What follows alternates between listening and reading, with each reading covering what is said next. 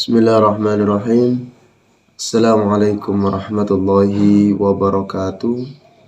Alhamdulillah rabbil alamin wa bihi nasta'in ala umri dunya waddin wa ala alihi wa sahbihi ajma'in. Rabbi israh li sadri wa yassir li amri wa hlul 'uqdatam min lisani yafqahu qawli. Rabbi zidni ilma warzuqni fahma. Amin ya rabbal alamin. Alhamdulillah. Para sahabat dimanapun Anda berada, kita bertemu lagi di kajian kita Safinatun Najah, kitab karangan Syekh Salim bin Sumair. Sebelum kita memulai kajian kita, marilah kita kirimkan Al-Fatihah kepada pengarang kitab. Mudah-mudahan beliau ditempatkan insya Allah di tempat yang istimewa. Al-Fatihah. A'udzubillahi minasyaitonirrajim. Bismillahirrahmanirrahim. Alhamdulillahi rabbil alamin arrahmanir rahim maliki yaumiddin. Iyyaka na'budu wa iyyaka nasta'in. Ihdinas siratal mustaqim. Siratal ladzina an'amta 'alaihim ghairil maghdubi 'alaihim waladdallin. Amin. Bismillahirrahmanirrahim. Kita lanjutkan ngaji kita. Kemarin sudah sampai di syarat sahnya wudhu. Sekarang insya Allah kita akan melanjutkan ke hal yang membatalkan wudhu. Bismillahirrahmanirrahim. Faslun, adapun ini ialah pasal nawaqidul wudhu'i, adapun beberapa hal yang membatalkan wudhu. Arba'atu asya'a, ialah 4 beberapa hal. Al-awwalu, adapun yang pertama. Jadi hal yang membatalkan wudhu itu ada 4. Ada 4. Al-awwalu, adapun yang pertama. Al-khariju, ialah sesuatu yang keluar. Min ahadis sabilaini, dari salah satu 2 jalan. Min kubulin, dari kemaluan. Au duburin, atau anus.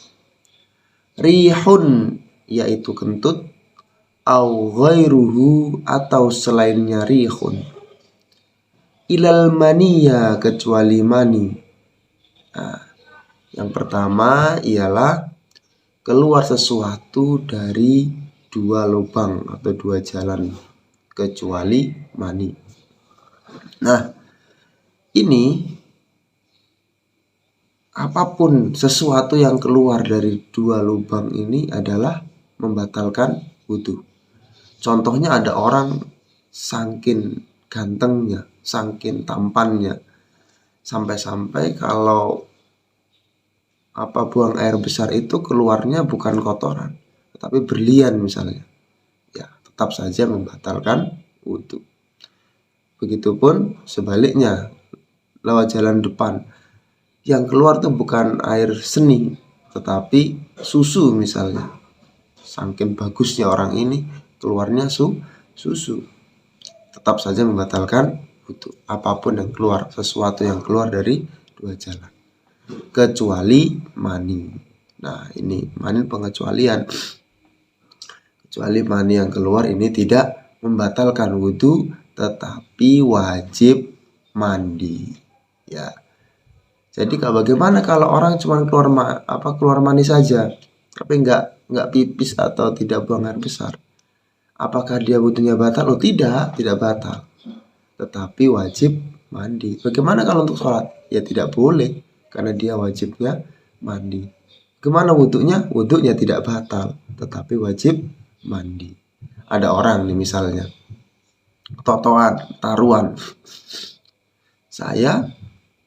Saya mau berduduk di sini 1 jam. Kalau saya sampai batal, kamu saya kasih uang 500.000. Misalnya gitu. Kemudian betul tuh duduk di situ 1 malam. Ternyata di tengah malam ketiduran. Nah, ketiduran ini mimpi basah sampai keluar mani. Apakah taruhannya itu kalah? Tidak, karena tidak batal wudhunya, karena mengeluarkan mani, tidak mengeluarkan air tidak mengeluarkan pipis ataupun buang air besar tersebut. Itu ya. Yang kedua, atsani, adapun yang kedua, zawarul akli, ialah hilangnya akal, binaumin, sebab tidur, au ghairihi, atau selainnya, ila nauma qaidi, kecuali tidurnya orang yang duduk, mumakkinin, yang mengokohkan, maq'adatahu, terhadap bokongnya atau pantatnya, minal ardi, dari tanah atau lantai. Nah, yang kedua ini hilangnya akal sebab tidur atau selainnya. Ya, jadi hilang akal ini ada 3 tingkatan. Satu, hilang akal sebab gila, ini sudah pasti membatalkan wudu. Yang kedua, hilang akal karena pingsan. Dan yang ketiga, hilang akal karena tidur. Nah, catatan buat yang ketiga, hilang akal karena tidur, tapi ada pengecualiannya, kecuali dalam posisi mengokohkan pantatnya ke lantai, ke tanah. Nah, duduk berarti sambil duduk. Walaupun sambil duduk tapi bersandar, Anda sandarnya masih sedikit, ditarik geblak, ya tetap saja nggak batal, ya, karena sambil duduk. Tapi kalau tidur, nah ini tidur baring, maksudnya baring, ya inilah ketika tidur maka membatalkan wudu. Tapi ketika duduk tidak membatalkan. Jadi ada riwayat juga mengatakan ketika itu Rasulullah, ada sahabat Rasulullah. Jadi kebiasaan Rasulullah itu biasa sholat isya-nya itu malam, ya, malam, kemudian menunggu isya itu sampai tertidur, tapi dalam posisi duduk. Nah, pokoknya nggak terangkat sahabat ini, sampai katanya itu jidatnya sampai menyentuh tanah, menyentuh lantai. Nah, ini tidak membatalkan wudu karena Rasulullah membangunkan kemudian menyuruh sholat. Nah, itu yang kedua. Nah, yang ketiga, atsalitsu, adapun yang ketiga, iltiqa'u basyaratai rajulin, ialah bersentuhan antara kedua kulit seorang laki-laki, wamro'atin, dan perempuan, kabiroini, yang dewasa keduanya, ajnabiyaini, yang bukan mahram keduanya, min ghairi hailin, dari tanpa penghalang. Nah, ini yang ketiga, batal wudunya seseorang ketika menyentuh kulitnya antara laki-laki dan perempuan saling bersentuhan. Ini syaratnya satu, ketika membatalkan wudu ini harus memenuhi syarat. Satu, syaratnya laki-laki dan perempuan. Pastinya laki-laki dengan laki-laki bersentuhan ya tidak batal, perempuan dengan perempuan tidak membatalkan wudu. Satu, syaratnya harus perempuan, maka ini membatalkan wudu. Yang kedua, kulit ketemu kulit. Nah, kulit ketemu kulit, bukan kulit ketemu rambut, bukan kulit ketemu gigi. Misalnya ada suami istri saking gemesnya, kangennya, lama nggak ketemu, saking kangennya, nyentuhnya gigi, sudah wudu ya, nyentuhnya gigi atau nyentuhnya rambut. Nah, ini tidak batal, tidak membatalkan wudu. Ya, syarat yang kedua itu kulit ketemu kulit. Itu kalau kulit ketemu rambut, kulit ketemu kukunya, kuku ini kulit bukan kukunya, nyentuh kukunya perempuan, tidak membatalkan wudu. Yang ketiga, sudah dewasa, sudah nafsunya sudah bangkit, bergairah, sudah tahu gairah nafsu. Kalau ada laki-laki umur sudah seperti saya atau umur 20 tahun lebih gitu, sudah besar lah, sudah dewasa, menyentuh anak kecil, perempuan tapi kecil, ya normalnya orang yang sudah dewasa menyentuh anak kecil, baik laki-laki maupun perempuan, itu tidak ada gairah. Tapi kalau ada gairah, ini nafsu, ini sakit, orang ini pasti sakit. Ya normalnya tidak ada gairah kepada anak kecil, ini tidak membatalkan wudhu. Yang keempat, tanpa ada penghalang. Ya, tanpa ada penghalang. Jadi misalnya kulit ketemu kulit, nah nggak ada halangan seperti ini. Tapi andaikan ada penghalang, walaupun kain yang sangat tipis, ini tidak membatalkan wudhu. Ya, walaupun sangat tipis, tidak membatalkan wudhu menurut mazhab Syafi'i. Dan yang kelima ini bukan mahram. Istri kita ini bukan mahram. Ya, istri kita ini bukan mahram. Jadi biasa mahram itu siapa? Ibu kita, ayah kita, kakak perempuan kita, kakak laki-laki kita, ini bukan mahram. Ini mahram. Istri bukan mahram. Istri ini boleh menemani kita kemana saja, boleh menjadi teman kita tidur, tetapi ketika persoalan wudhu tetap membatalkan wudhu karena istri adalah bukan mahram. Nah, seperti itu. Tapi kalau bersentuhan dengan yang mahram tidak membatalkan. Dengan ibu, dengan bapak, dengan kakak laki-laki, kakak perempuan, ini tidak membatalkan wudhu. Tapi kalau dengan istri, karena istri bukan mahram, menurut mazhab kami adalah membatalkan wudhu. Ar-rabi'ah, adapun yang keempat, masuk kubulil adami. Adami ialah menyentuh kemaluan anak Adam, au halqati duburihi, atau lingkaran anus anak Adam, bi batnir rohati, dengan telapak tangan, au butuni ila sobi'i, atau jari-jari bagian dalam. Syarat yang keempat yang membatalkan wudhu ialah menyentuh kemaluannya anak Adam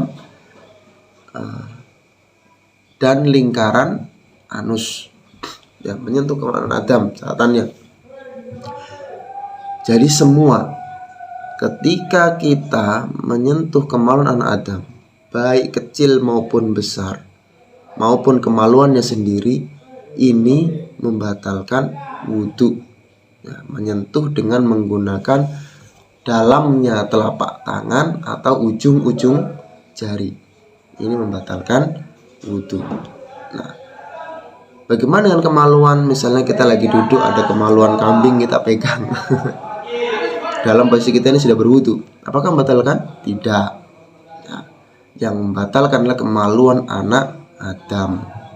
Kalau kemaluan kambing tidak, kemaluan sapi, ayam tidak membatalkan wudhu. Tapi anak Adam, walaupun itu anak kecil, kalau kita menyentuh dengan dalamnya telapak tangan dan juga ujung-ujung jari, nyentuh, batal. Dalamnya telapak tangan kita sentuh seperti ini, batal. Tetapi kalau kita menggunakan punggung tangan, atau pinggir-pinggirnya jari, ini tidak apa-apa. Contohnya, kita punya anak laki-laki, kencing, kita harus arahkan nih. Kalau tidak diarahkan, kemana-mana. Kita sudah berwudhu, pegang dengan dua jari. Nah, seperti ini. Ini tidak membatalkan wudhu, tidak membatalkan wudhu. Tapi kalau kita pegangnya seperti ini, menggunakan dalamnya telapak tangan, maka ini membatalkan wudhu. Dan juga yang kedua, anus, memegang anus, lubangnya itu, lingkaran lubangnya anus itu juga membatalkan wudhu. Anusnya anak Adam, kalau anus kambing, anus ayam, anus sapi, ya tidak membatalkan wudhu. Tapi kalau anusnya anak Adam, ini membatalkan wudhu. Jadi tadi syaratnya, satu, menyentuh kemaluannya anak Adam. Selainnya dari anak Adam, tidak apa-apa. Ini menyentuh kemaluannya anak Adam. Yang kedua, menggunakan dalamnya telapak tangan dan ujung jari yang membatalkan wudu. Sisanya tidak membatalkan. Menggunakan punggung tangan tidak. Baik. Nah, jadi yang keempat itu ya. Jadi yang membatalkan wudu itu ada 4. Yang pertama ialah keluarnya sesuatu dari jalan 2 kecuali keluarnya mani. Yang kedua, hilangnya akal sebab tidur atau lainnya. Tadi ada 3 hilang akal tingkatannya, ada gila, pingsan, dan tidur. Yang ketiga, bersentuhan antara laki-laki dan perempuan tanpa adanya penghalang. Tadi syaratnya ada 5. 1, laki-laki dengan perempuan. Yang kedua, kulit ketemu kulit. Yang ketiga, tanpa penghalang, ya, tanpa penghalang. Kalau ada penghalangnya tidak membatalkan. Yang keempat, bukan mahram. Nah, bukan mahram. Dan yang kelima tadi apa? Bisa diputar ulang tadi yang kelima, saya lupa. Dan yang keempat itu tadi menyentuh kemaluannya anak Adam. Ada 2 syaratnya. 1, menyentuh kemaluannya anak Adam. Yang kedua, menggunakan telapak tangan, dalamnya telapak tangan atau ujung-ujung jari. Baik, demikian untuk hari ini bab tentang hal yang membatalkan wudu. Apabila ada kurang dan lebihnya mohon dimaafkan, karena kami juga masih dalam tahap pembelajaran. Wallahu muwaffiq ila aqwamit thoriq. Wassalamualaikum warahmatullahi wabarakatuh.